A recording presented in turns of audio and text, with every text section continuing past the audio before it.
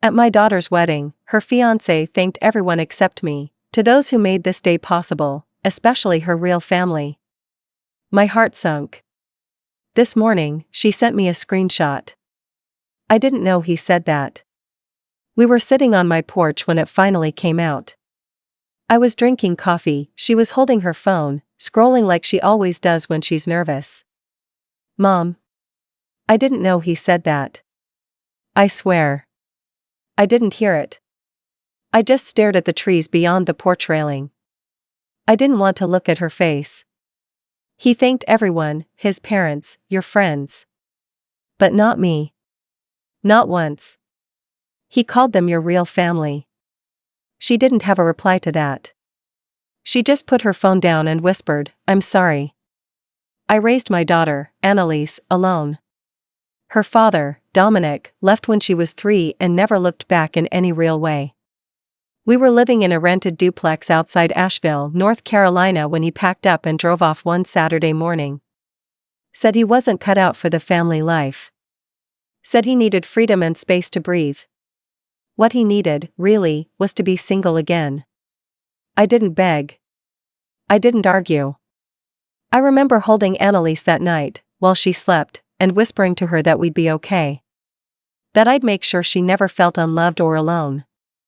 I meant every word of it. For the next 24 years, my life revolved around her.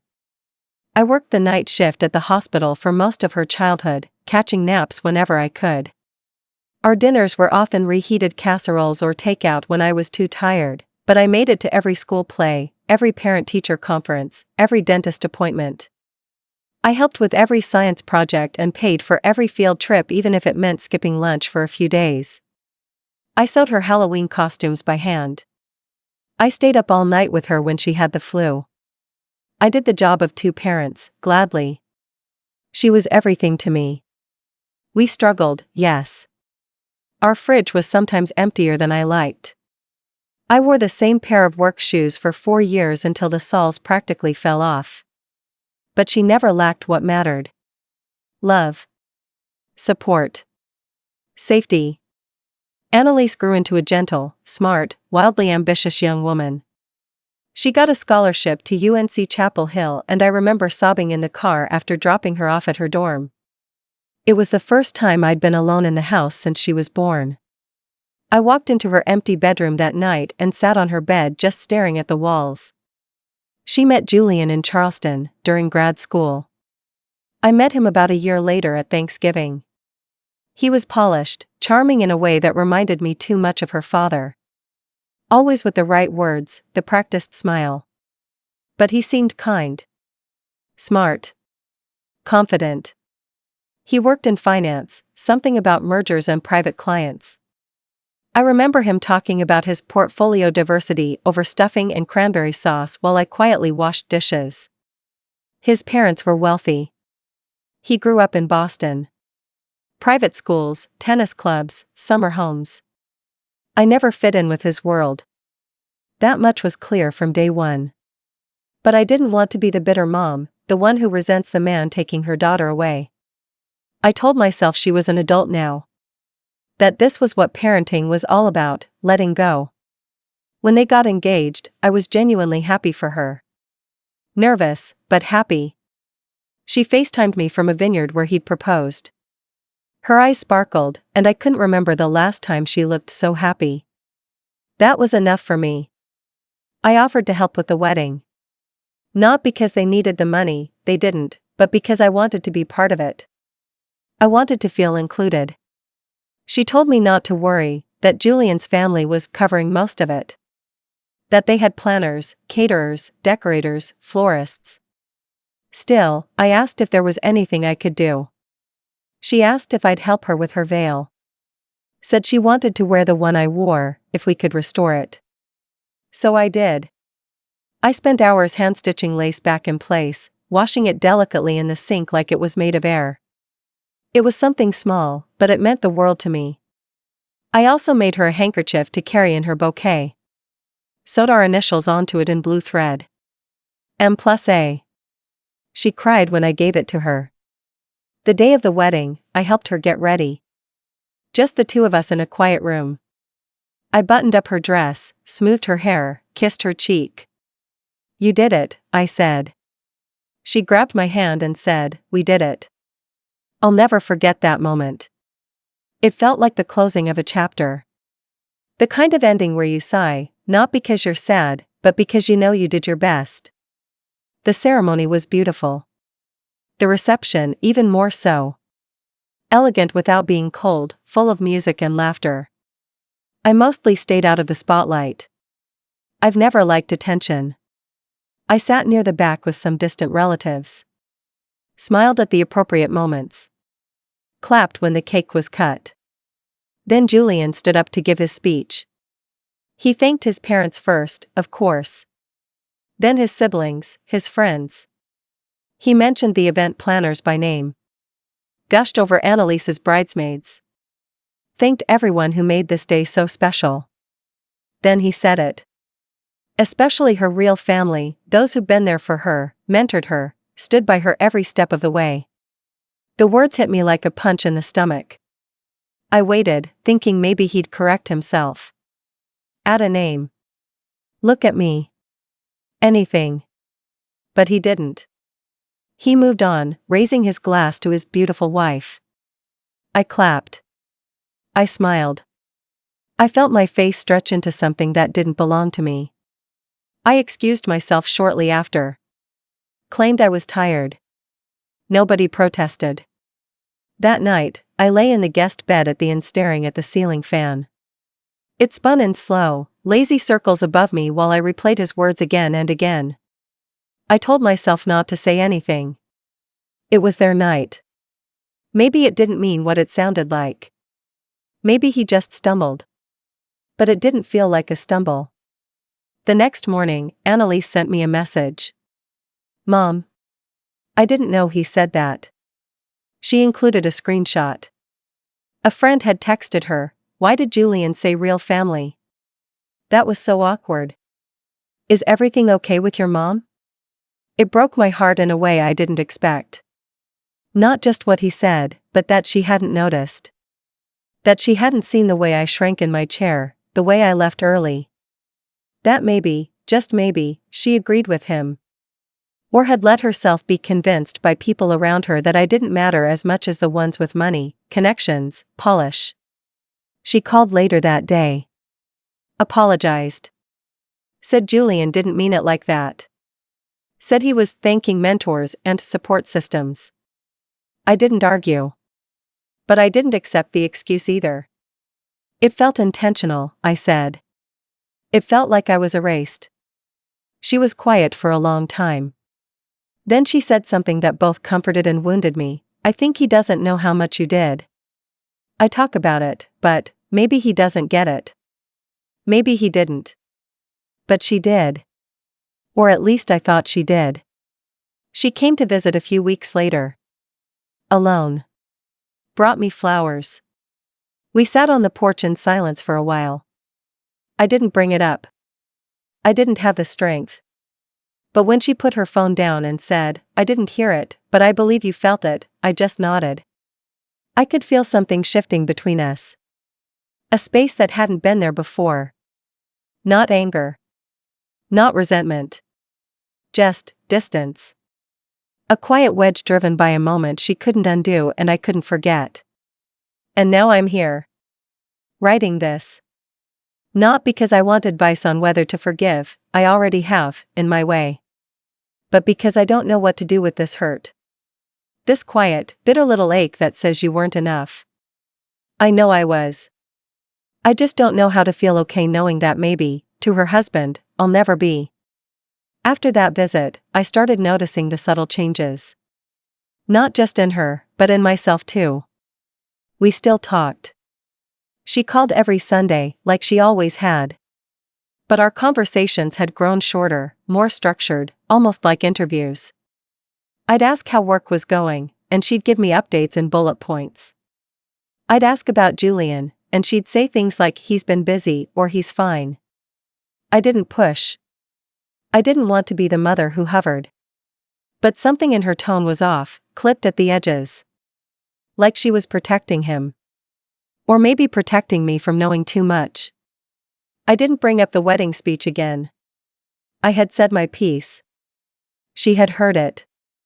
But the weight of it hung between us, like a coat no one wanted to claim. 3 weeks after the wedding, she posted a picture on Instagram of her and Julian at a gala. She was wearing a long emerald dress I'd never seen before. Her caption read, "Feeling grateful for the people who made me who I am today." It didn't mention me. That one stung more than I expected. It wasn't that I wanted praise or a shout-out. I've never cared about that kind of thing. But in the span of a few months, it felt like I had gone from being the person who raised her, fought for her, fed her, cheered for her, into someone she kept in the background. Someone she acknowledged privately, if at all. I went back and looked at some of her old posts. College graduation. Birthdays. A few random selfies from when she was visiting home. I was there, woven into the background. A tag here, a mention there. But now? Now it was just Julian. His world. His circle. His curated life. A friend of mine, Tasha, noticed too. We'd worked together for 20 years at the hospital and now met for lunch every few weeks. She was the kind of woman who didn't sugarcoat things. "She's fading you out," she said over chicken salad and unsweet tea. Not on purpose. But slowly. Like people do when they marry up and forget where they came from. I didn't respond. I just stirred my tea. "She still loves you," she added. "But he's setting the tone now. And he doesn't see you." That stuck with me. Because that's exactly what it felt like. Like I'd become invisible. 2 months after the wedding, Annalise invited me to Charleston for her birthday. She said they were doing something small, just dinner with a few friends. She seemed excited about it, so I booked a room at a Little Inn downtown and packed a simple gift, a leather-bound journal, and a note tucked inside that read, "Because your story isn't over, and I hope someday you'll write all of it down, including the parts that only we remember." I got there a bit early, as I tend to do. The restaurant was trendy, loud, full of polished people sipping overpriced cocktails. I sat at the table she reserved and waited. When she walked in, she looked beautiful, hair curled, black dress, soft pink lipstick like she used to wear in high school. Julian walked in behind her, already laughing with one of their friends. He didn't look at me when he sat down. Didn't say hello. Just gave me a quick nod, like I was the woman handing out name tags at a work function. Dinner was fine. The food was good. The conversation was light, polite. No one asked about me. No one asked where I was from or what I did. I was just there. Background noise. At one point, Annalise leaned over and whispered, "Are you okay?" I smiled and nodded. But I wanted to ask her the same thing. After dinner, she hugged me outside the restaurant. A short, polite hug. Not the kind we used to share, where I could feel her entire heart pressed into mine. "Thanks for coming, Mom," she said. I handed her the gift. She smiled, said thank you, but didn't open it in front of me. I walked back to my inn in the dark, wondering how it had come to this. How I could be invited, included, even appreciated, and still feel so utterly left out. I didn't sleep well that night. The next morning, I checked out early and took the scenic route home, winding through the backroads of South Carolina, up through Hendersonville, letting the mountains comfort me like they always had. When I got home, there was a text waiting for me. "Thank you again for coming." It meant a lot. No mention of the gift. No mention of how I was doing. Just a polite thank you. Like I'd attended a business lunch. Since then, I've been trying to sort through how I feel. It's not just about Julian's speech anymore. That was just the beginning. The moment the curtain got pulled back.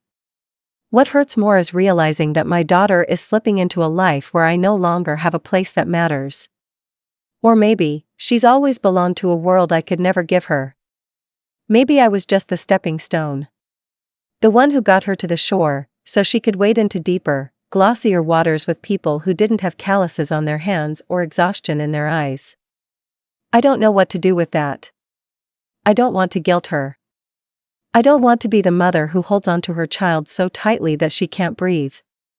But I also don't want to be forgotten. I raised her. I made her. I gave everything I had so she could have more. And now that she does, there's no room for me. Not really. At least, not in the ways that count. A few weeks after the birthday dinner, I finally got a call that felt different. Not the usual quick check-in or Sunday afternoon small talk. This one came on a Thursday evening. I had just finished folding laundry and was about to start an old episode of Assassination, she wrote when my phone lit up. Annalise. She sounded tired. Not rushed, not distracted, just tired. Her voice was quieter than usual, almost uncertain. Do you have a minute? I told her of course. I always did. There was a pause on her end. I could hear faint background noise, probably the dishwasher running or traffic through a cracked window. Julian's upset with me, she finally said. He said I'd been too distant. I kept quiet. Let her speak. He thinks I've been choosing sides. My heart beat a little harder in my chest. Sides. That word didn't belong in families. Not real ones. I told him there weren't sides, she said, her voice faltering. But I think he sees you as complicated. That hit like a cold splash of water. Me? Complicated? I'd spent decades simplifying my entire life so she could thrive. I'd stripped myself of needs, comfort, identity. All for her. And now I was the complication? I didn't ask her to explain. She wasn't calling to defend him or argue his case.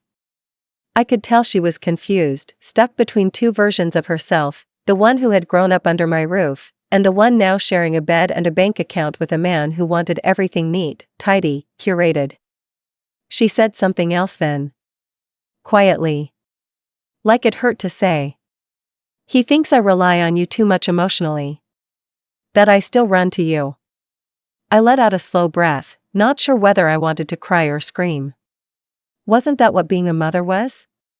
Didn't we spend our lives praying our kids would turn to us when things got hard? I told her I was always here. That I wasn't keeping score. That love doesn't work like that. She didn't reply for a few seconds, and then she whispered, I know. But he doesn't. I sat with that for a long time after she hung up. It wasn't about the wedding anymore. Or the speech. Or even the absence of my name. It was about a slow shift. A redefinition of who I was allowed to be in her life. From mother to guest. From center to afterthought. From home to back home. The journal I gave her still hadn't been mentioned. I wondered if she'd opened it. If she read the note I left inside.